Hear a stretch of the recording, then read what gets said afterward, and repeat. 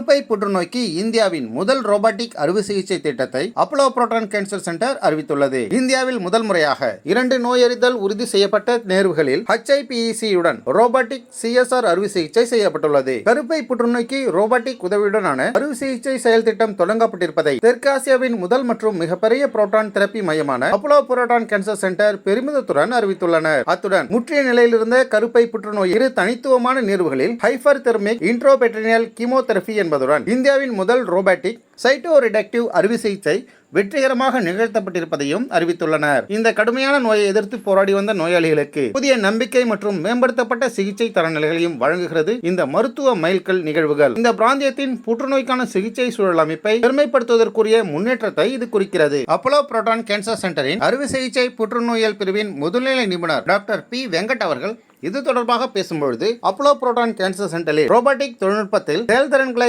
தாங்கள் தொடர்ந்து மேம்படுத்தி வருவதாகவும் மிக சிறப்பான துல்லியத்தையும் நெகிழ்வு திறனையும் வழங்குகின்ற மிக நவீன ரோபாட்டிக் சாதனங்கள் இந்த முற்றிய கருப்பை புற்றுநோய்க்கான 2 அறுவை சிகிச்சை நிகழ்வுகளிலும் தாங்கள் பயன்படுத்தி இருப்பதாகவும், ஒன்றுக்கும் மேற்பட்ட பல உறுப்பு அகற்றல்கள் மற்றும் HIPEC உடன் உள்ளடக்கிய இந்த அறுவை சிகிச்சையின் மிக நுட்பமான தன்மையானது ரோபாட்டிக் தொழில்நுட்பம் வழங்குகின்ற சிறப்பான துல்லிய மற்றும் கைவினை திறன்களை வெளிப்படுத்துகிறது. குறிப்பிட்ட இந்த அறுவை சிகிச்சை நேர்வுகளில் நோயாளியின் நீண்டகால குணமடைதல் நோக்கத்தை பூர்த்தி செய்ய ஆரோக்கியமான திசுக்களை அகற்றாமல் தக்க வைத்திருக்கும் அதே வேளையில் இந்த அளவிற்கு புற்றுநோயால் பாதிக்கப்பட்ட திசுக்களையும் செல்களையும் அகற்றுவதற்கான திறன் மிக முக்கியமானதென தெரிவித்துள்ளார்.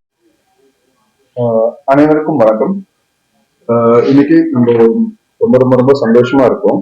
ஏற்கனவே இப்போ இந்தியாவிலே முதல் முறையாக கருமுட்டை புற்றுநோய் ஓவேரியன் கேன்சர் அதுக்காக நம்ம ஒரு ஸ்பெஷல் ட்ரீட்மெண்ட், ஒரு யூனிக் ட்ரீட்மெண்ட் பண்ணியிருக்கோம். இது என்னன்னா ரொபாட்டிக் அறுவை சிகிச்சை மூலமாக இந்த கருமுட்டை புற்றுநோய்க்கு ட்ரீட்மெண்ட் பண்ணியிருக்கோம்.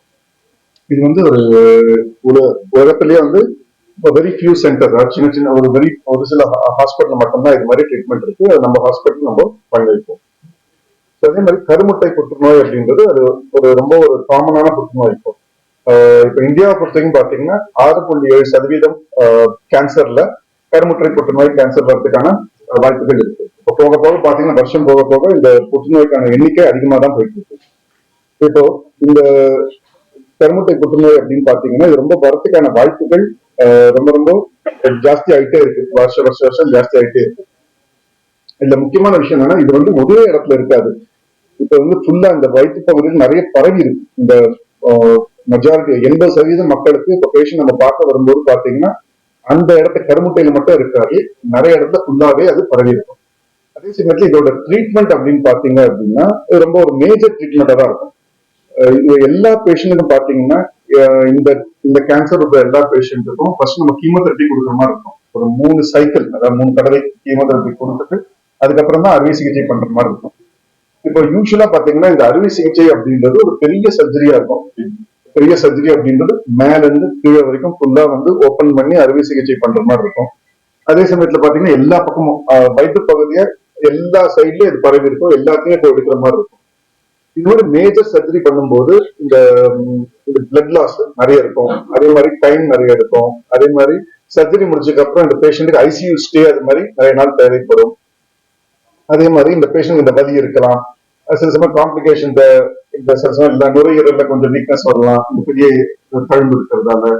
அதே மாதிரி இந்த பேஷண்ட் ரெக்கவரி ரொம்ப ஜாஸ்தி ஆகும். ரெக்கவரி ஜாஸ்தியா டைம் கூட ஆகுறதால இந்த பேஷண்ட்டுக்கு அடுத்து நம்ம நெக்ஸ்ட் கீமோதெரபி கொடுக்கறதும் டிலே ஆகுற மாதிரி இருக்கும். இதை நம்ம ரொபாட்டிக் மூலியமா பண்ணும்போது இந்த ட்ரீட்மெண்டோட பெனிஃபிட் பாத்தீங்க அப்படின்னா இது எல்லாமே ஒரு 4 சின்ன துவாரத்தோட ஒரு 8 மில்லிமீட்டர் துவாரத்தோட போட்டு பண்ற மாதிரி இருக்கும். அதே மாதிரி இந்த சர்ஜரி பண்ணிட்டு அன்னைக்கு சாயங்காலம் கொஞ்சம் லிக்விட் டயட் ஸ்டார்ட் பண்ற மாதிரி இருக்கும். இந்த சர்ஜரி பண்ணி மறுநாள் இந்த டயட், இந்த சாப்பாடு நாம செமிசாலிட் டயட் அப்படின்னு சொல்லுவோம், அதெல்லாம் கொடுக்கலாம். அதே மாதிரி ஒரு 2 நாள் 3 நாள் ஹாஸ்பிட்டல் இருந்தா போதும், ICU ஸ்டே எதுவுமே தேவைப்படாது. அதே மாதிரி இந்த ரத்த ஆல்மோஸ்ட் பாத்தீங்கன்னா 50 ml 60 ml தான் பிளட் லாஸ் இருக்கும். பேஷண்டோட ரெக்கவரி அப்படின்றது ரொம்ப நல்லா இருக்கும். அது பேஷண்ட்டுக்கு வலியும் இருக்காது. அதே சமயத்துல நம்ம நேர்ல பாக்குறதுக்காட்டி, நேர்ல பார்த்து ஆப்ரேட் பண்றதுக்காட்டி இப்போ ரொபாட்டிக் மொழியா பார்த்தா 10 times மேக்னிபிகேஷன் இருக்கும். ஸோ இந்த ப்ரிசிஷன் அந்த சர்ஜரி பண்றது நல்லா இருக்கும். அதே மாதிரி இந்த பேஷண்ட்டுக்கு டிஸ்சார்ஜ் ஆகாதான் ஃபாஸ்டா ஆகலாம் 2-3 நாள்ல. அதே மாதிரி நெக்ஸ்ட் அடுத்த கீமோதெரபி நம்ம ஸ்டார்ட் பண்ண வேண்டியது அவசியம். அடுத்த கீமோதெரபியும் பாத்தீங்கன்னா ஒரு 10 நாள் 2 வாரத்துல நம்ம ஸ்டார்ட் பண்ற மாதிரி இருக்கும். அந்த ட்ரீட்மெண்ட்டும் ரொம்ப ஷார்ட் ஆகும். ஸோ இந்த எல்லா வகையிலும் பேஷண்ட்டுக்கு பெனிஃபிட்டா தான் ஆகும். அதே மாதிரி அதுலயே வந்து கரெக்டா செலக்ட் பண்ணி தான் பண்ணுவோம். அது என்னென்ன பேஷண்ட் கரெக்டா பண்ணணும் அதை செலக்ட் பண்ணி பண்ற மாதிரி. ஸோ இதுதான் வந்து இதோட முக்கியத்துவம். அதே மாதிரி எங்களை பொறுத்த வரைக்கும் பாத்தீங்கன்னா இப்போ ரீசெண்டா நம்ம பண்ணது பாத்தீங்க அப்படின்னா 2 பேஷண்ட் ஒரு பேஷண்ட் வந்து நம்ம பொள்ளாச்சில இருந்து வந்தாங்க, நம்ம ஊர்ல இருந்து வந்தாங்க. அவங்க வந்து 2 நிறைய இடத்துல பார்த்துட்டு கேன்சர் திரும்ப வந்திருக்கு. இதை பத்தி கேள்விப்பட்டுட்டு நம்ம ஹாஸ்பிட்டல் பத்தி இந்த முறையில பண்றோம் அப்படின்னு நம்ம கேள்விப்பட்டு திரும்ப வந்தாங்க. அவங்களுக்கு நம்ம ஃபுல்லா இந்த ஆபரேஷன் பண்ணி எல்லாமே கம்ப்ளீட்டா என்னென்ன கிளியரன்ஸ் பண்ணுவோம் எல்லாமே பண்ணியிருக்கோம். அவங்களும் நல்லா இருக்காங்க, நல்ல இதுவா இருக்காங்க. ஆபரேஷன் பண்ணி மறுநாளே அவங்க டிஸ்சார்ஜ் ஆயிட்டாங்க. ஆபரேஷன் மறுநாள் இந்த சாப்பாடு எல்லாம் ஆரம்பிச்சிட்டோம். இன்னொரு பேஷண்ட் பாத்தீங்கன்னா அந்த பேஷண்டோட அக்கா தங்கச்சிக்கு நான் ட்ரீட்மெண்ட் பண்ணிட்டேன். இப்போ அக்காவுக்கு நான் ட்ரீட்மெண்ட் பண்றோம். நம்ம இந்த பேஷண்ட் வரும்போதே பாத்தீங்கன்னா இந்த கர்ப்பப்பை அது இந்த கருமுட்டை புற்றுநோய் அட்வான்ஸ் ஸ்டேஜ் 3ல வந்தாங்க.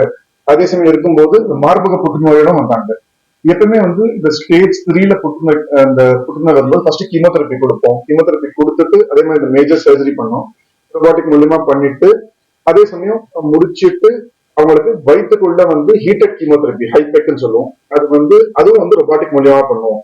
ஸோ இதெல்லாம் பண்ண அதே பேஷண்ட்டுக்கு அதே சிட்டிங்ல பாத்தீங்கன்னா பிரஸ்ட் கேன்சருக்கும் சர்ஜரி இருந்து அதுவும் பண்ண வேண்டியது இருந்தது. இந்த சர்ஜரி பாத்தீங்கன்னா ஒரு 10-12 மணி நேரம் ஆச்சு. சர்ஜரி அவுட்கம் அப்படின்னு பாத்தீங்கன்னா மறுநாள் ஒரு 2-3 நாள்ல பேஷண்ட் டிஸ்சார்ஜ் ஆகிற மாதிரி இருந்தது.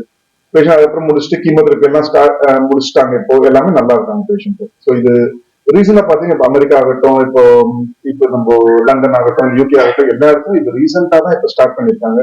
இது ரொம்ப ரொம்ப ஃபியூ சென்டர்ஸ் இந்த வேர்ல்ட்லயே வெரி ஃபியூ சென்டர்ஸ் நம்ம இந்த ட்ரீட்மெண்ட் ஸ்டார்ட் பண்ணிருக்காங்க. இந்தியாவை பொறுத்த வரைக்கும் நம்ம தான் ஃபர்ஸ்ட் சென்டர் இதுக்கு நம்ம இந்த சர்ஜரி பண்ணிருக்கோம். அதே மாதிரி இந்த ஒரு கேஸ் மட்டும் கிடையாது.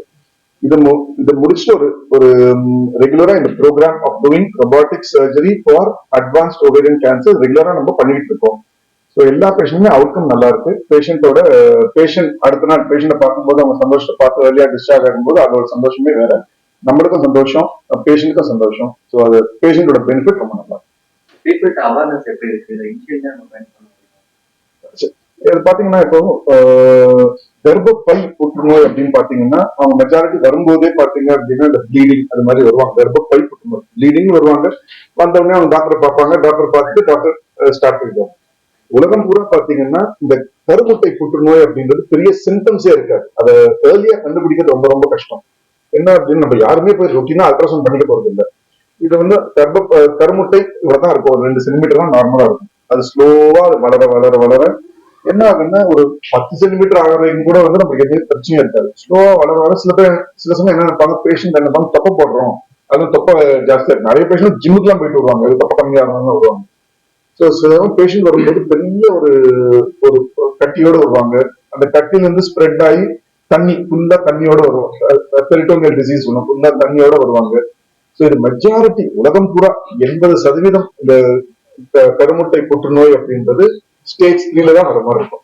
அதுக்குன்னு பாத்தீங்கன்னா ஸ்கிரீனிங், அதாவது ரொட்டீனா ஒரு சில மார்பக புற்றுநோய்க்கு ஸ்கிரீனிங், இந்த கேன்சர் ஸ்கிரீனிங் அப்படின்னு உலகம் பூரா எதுவுமே இல்லை. ஸோ ஏன்னா அதுக்குன்னு தனி டெஸ்ட் ஸ்கிரீனிங் அது மாதிரி எதுவும் இல்லை. ஸோ இது எல்லாமே மெஜாரிட்டி இப்படிதான் வரும். பேஷண்ட் ஒரே ஒரு அறிகுறி என்ன அப்படின்னா, ஒரு வேளை உங்களுக்கு ஒரு மாதிரி ஒரு வயிறு வந்து கொஞ்சம் உபசம் மாற மாதிரி இருக்கு, சில சமயம் ஒரு அன்ஈஸியா சரியா அப்பப்ப சாப்பாடு பிடிக்கல, சில சமயம் அடிக்கடி உணவு போற மாதிரி இருக்கு, அடிக்கடி வெளி போற மாதிரி இருக்கு அப்படின்னா ப்ரெஷர் சிம்டம்ஸ். அந்த கட்டி வந்து ஃபுல்லா அந்த ப்ரெஷர் போட்டு அந்த மூத்திரப்பையில ப்ரெஷர் போடுறதால சீக்கிரம் ஒண்ணு போற மாதிரி இருக்கும். வெளிக்கு போற பாதையில ப்ரெஷர் போடுறதால வெளிக்கு அடிக்கடி போற மாதிரி இருக்கும். சில சமயம் ரொம்ப போட்டு இது இறைப்பை ஸ்டமக்கை புஷ் பண்றதால அவங்களுக்கு சாப்பாடு சரியா பிடிக்காது, அஜீர்ணமா இருக்கும். இந்த மாதிரி ஒரு வேக் சிம்டம்ஸ் இருக்கும்போது ஒரு அல்ட்ராசவுண்ட் எடுத்து பாத்துக்கிறது.